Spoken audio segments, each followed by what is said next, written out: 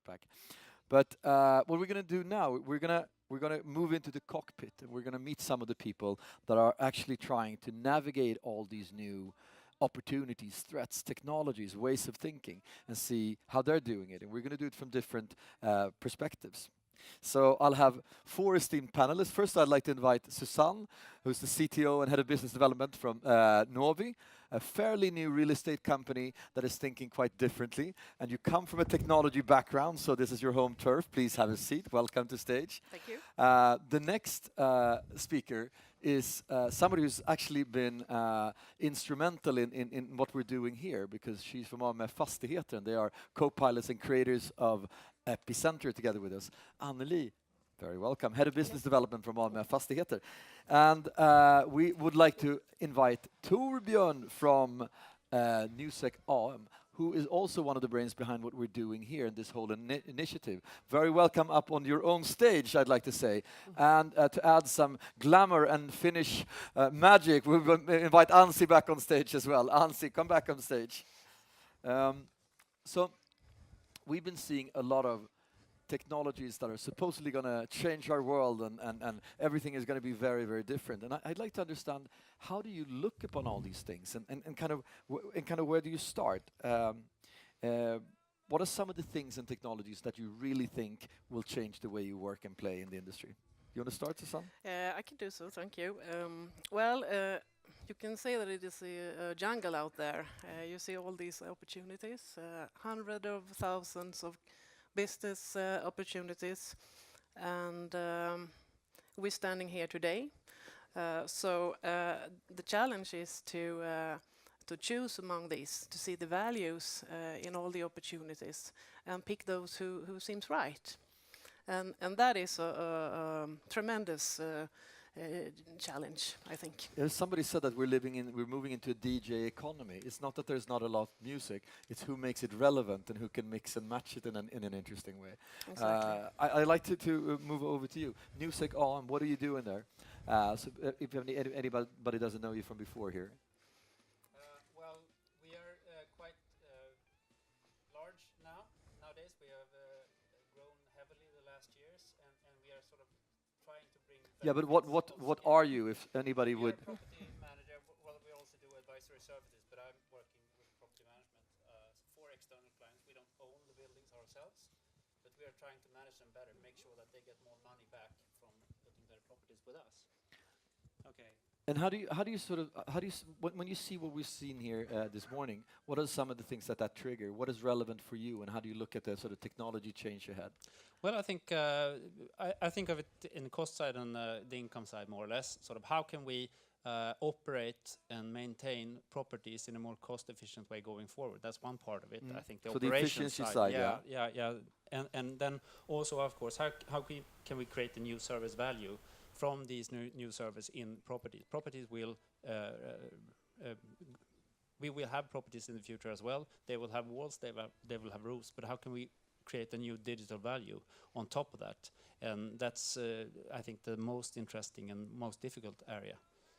Anneli, I've had the pleasure of working with you at Vattenfall, where you did tremendous work in sort of driving the digital agenda. Then you got parachuted into the real estate industry, a new industry for you, and sort of seeing it with new eyes. What are some of the things that you see, and what are some of the things that you think is important to be able to drive digital change?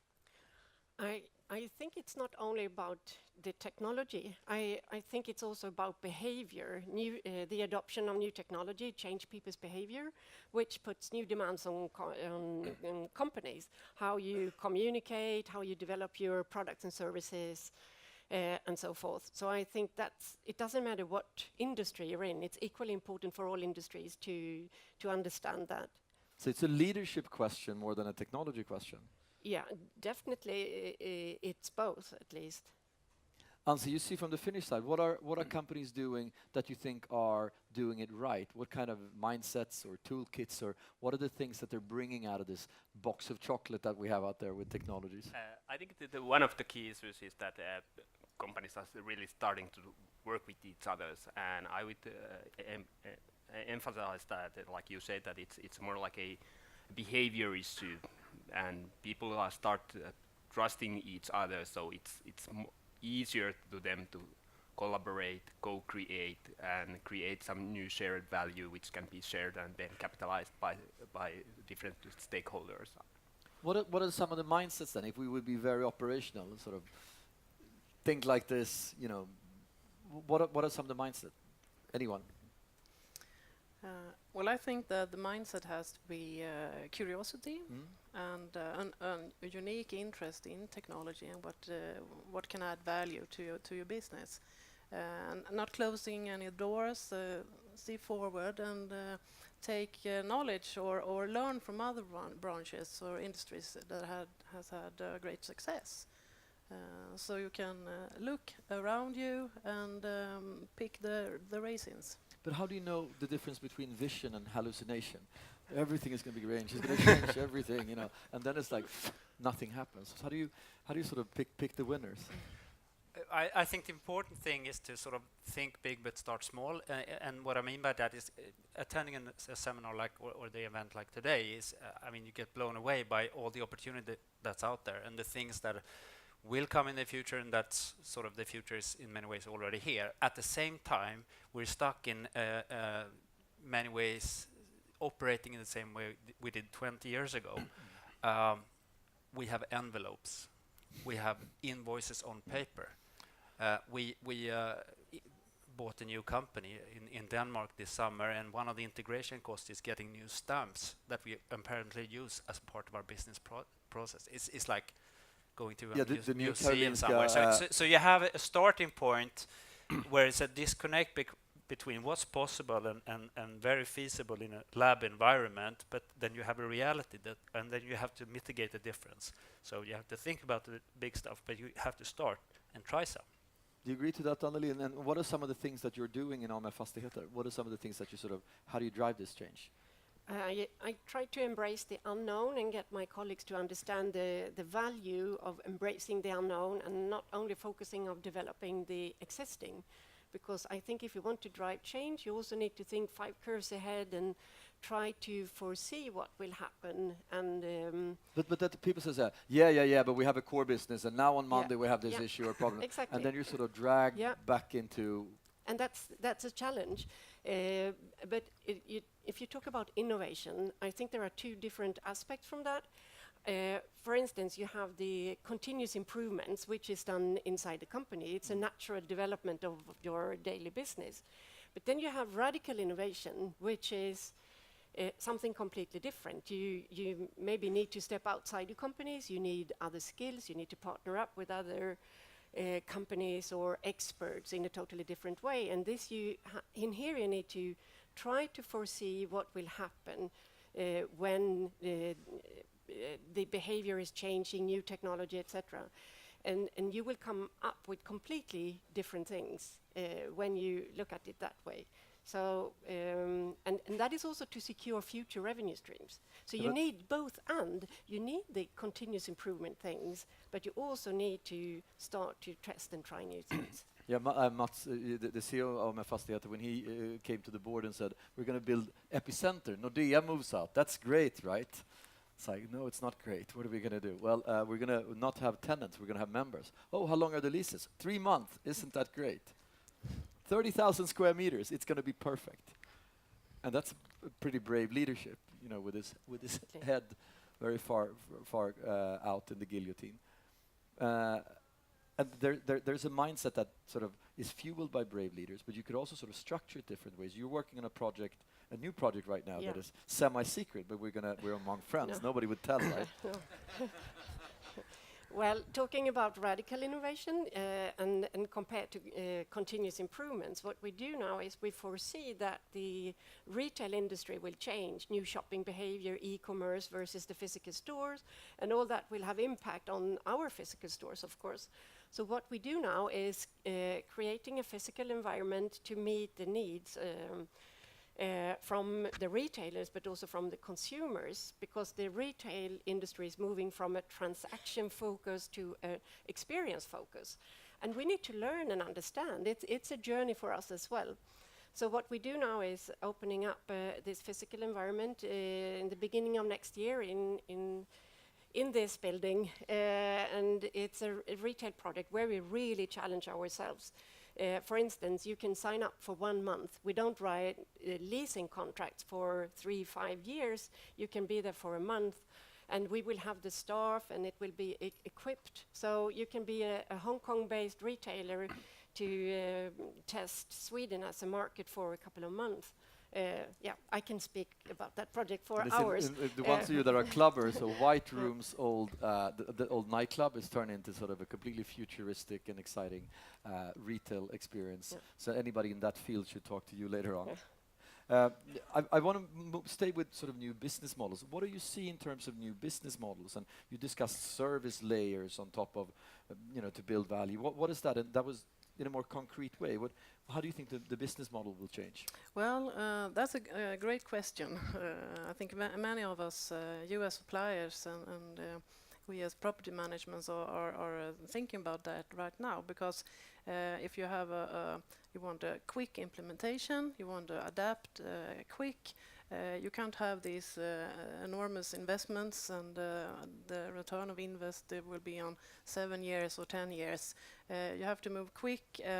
So sort of we are thinking in the ways that if the application or the new technology stuff is behaving well, very well or excellent, then you have the business model connected to that. So if we are satisfied and our customers are satisfied, you can put a range to that and let them flew with each other. And that's how you can try, and you can do things quickly and see if it doesn't fit your business, then you have to think otherwise or go to another supplier. So failing fast and trying fast? Yeah, I think we have to be thinking in those terms now when the society and the information technology is moving so fast. We have to be faster. Yeah, I would like to add on that, and like you questioned that, how you see the difference between vision and hallucination. You don't. I agree. Yeah, and then that's the only reason that we should go on to make small trials, and that's the leadership question. You need to provide some support, maybe a bit of cash, 2 weeks, come back with the results, and then maybe continue or throw that scrap away, because you don't see the difference between the hallucination and vision before. You need to try it first. No, Yeah, but it's easy afterwards, right? yeah, but it always feels like it's vision, right? When you're the entrepreneur, when you're Yeah, thinking of course about it. you want to believe that, but It's like every rock band, they're going to make a big hit when they're there in the basement. And that's sort of the beauty, because otherwise nobody would try. But it's also the danger when you start investing and doing things. And I'd like to come back to you. We're doing some work together on the innovation side. Could you sort of elaborate on how you want to build new services or new types of value? How we do it, or what kind of value? No, both things. I Yeah, first of all, coming back to, I totally support what you've been saying about it's not really the tech that's the hard part. It's the change management or the HR challenge, if you will, challenging ourselves, our clients, and even our tenants, perhaps. So that's one thing, and then I think I have to work at different levels. It's the continuous improvement, it's the bold ideas, and I think it's important that you do both of these things, but also that you crossbreed between them, so you don't have the sort of crazy people in the basement that have nothing to do and they're just costing us money. So that you get the sort of an open and sharing attitude. So that's what we have been doing in our lab, that we have tried together, both inviting clients. What would you like to do in the future? How do you see these changes that are going on and how they will affect us? What are the most important things to you to explore together? And how can we learn in a cheap and efficient way, so we don't spend cash in excess, but we learn some and find out what works, if the timing is right, and so on. But also inviting our own employees to bring their ideas to the table, get some support, get some funding, get some time to spend on these things, and just seeing how these people come back to their regular day jobs with shiny eyes, that's magic. I mean, maybe the idea doesn't fly, but sort of the way they change. Well, they get married not to the idea, but to the idea of being an entrepreneur. Yeah, sort of coming back with perhaps for the first time the insight that they can change the way their work is done. It's not like the job description; they could actually change it in a significant way. But I think that oftentimes it's the KPIs. Let's be innovative, yeah, but my KPI is to sell what I'm selling right now. Yeah. There is no time for doing these things. I don't know if there's a lot of people nodding their heads here. And I think probably it's not true, but there's a KPI story when somebody had the KPI to sell as many divers watches as possible to divers because they buy divers watches. That was in the 80s, right? And then the KPI was changed to sell it to non-divers, and then it became a fashion product, and they sold 100 times as many divers watches. And it's just sort of what do you drive towards with how you manage, and you need to match the mindset with the KPIs. Yeah. And I think that's an interesting field. I'd like to, I'd say that is a common mistake. Are there other common mistakes that you see? Things that sort of slows down change or growth or innovation? Yeah, it is, but the real estate branch is, I shouldn't say a third world country, but when you do a surveys looking to branches in Sweden, like banking and insurance and so on, property management is in the top, not in the top, it's in the next to the bottom, and I think that the building industry is at the lowest. So we have a lot to work with. Not that we don't want to, but we have a challenge in that. So there's a lot of traditional thinking and maybe a lack of knowledge in the industry? Yeah, perhaps, but we are quite new company. We started up in 2016 in April, so I have a tremendous and a privilege to start up with the best systems, the cloud-based systems, to choose what's now popular and talking about. So my colleagues, they are used to working in the cloud and embrace new technology and think that it's fun. And can you attach that to the traditional work? Then you have, for your own sake, a better day at your work. Anneli, what are some of the common mistakes that you've seen, both in previous careers and now? I think one of the biggest mistakes companies do is they bolt on the new strategies to the existing. What I mean is it's sometimes very scary to get rid of old habits. So you continue to do what you always have done, and on top of that you start to create new things. And I think you need to be brave and get rid of old habits and don't just bolt on the new things to the old existing strategy. That's one thing. I think the biggest mistake is perhaps trying to be too secret about your strategy and your approach, trying to believe that you can do everything yourself, because you can't. It's quite evident, and I think we have chosen a quite deliberate strategy of working together with scale-ups or smaller companies that have great ideas and insights and knowledge that we don't have, but we have a huge volume and we have a huge knowledge in property management, and making sure that we can, together with them, fine-tune their product offering to support our clients. So we are channeling their knowledge into our clients, and that's the way we develop together, and just not trying to do everything ourselves and be too greedy about that, making sure that more people can expand the cake. I think that's the winning strategy going forward, because there's so many options out there and there's so many uncertainties. So I think you need to build values in terms of networks or ecosystems. What Tobias is saying is it's a very open system, sharing strategies, opening the doors, combining assets. Do you see that happening in Finland, and how does your members partner with startups or the scale-ups? You mentioned Slush as one example. Yes, the Slush is a great example, and the Slush is a 20,000 people tech event in Finland. Startups it's the biggest. It's the biggest in Europe. If you want to be somewhere in last day of November, be there.